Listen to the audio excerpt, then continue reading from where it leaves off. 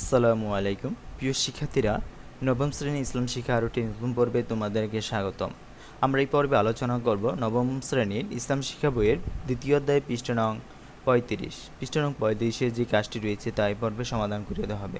কাজটি হচ্ছে স্মৃতির পাতায় সাওম কার্যসমূহ আর আমি যা করেছি।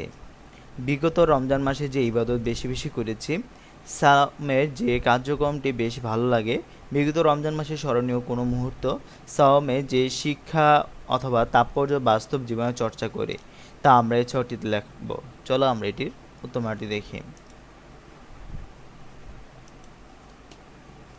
উত্তরটি হচ্ছে, বিগত রমজান মাসে যে ইবাদত অথবা আমল বেশি বেশি করেছি সেটি হচ্ছে কোরআন তেলাওয়াত। সাওমে যে কার্যক্রমটি বেশি ভালো লাগে সেটি হচ্ছে সকলে মিলে ইফতার করা। বিগত রমজান মাসে স্মরণীয় কোনো মুহূর্ত, সেটি হচ্ছে বিগত রমজান মাসে আমার জন্মদিন ছিল।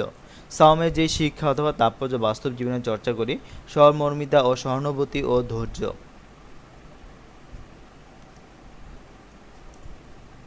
আমরা এই পর্বে ভিডিওতে পৃষ্ঠা নং 35-এ যে কাজটি রয়েছে তার সমাধান করে দেওয়া হয়েছে। পরবর্তী ভিডিওতে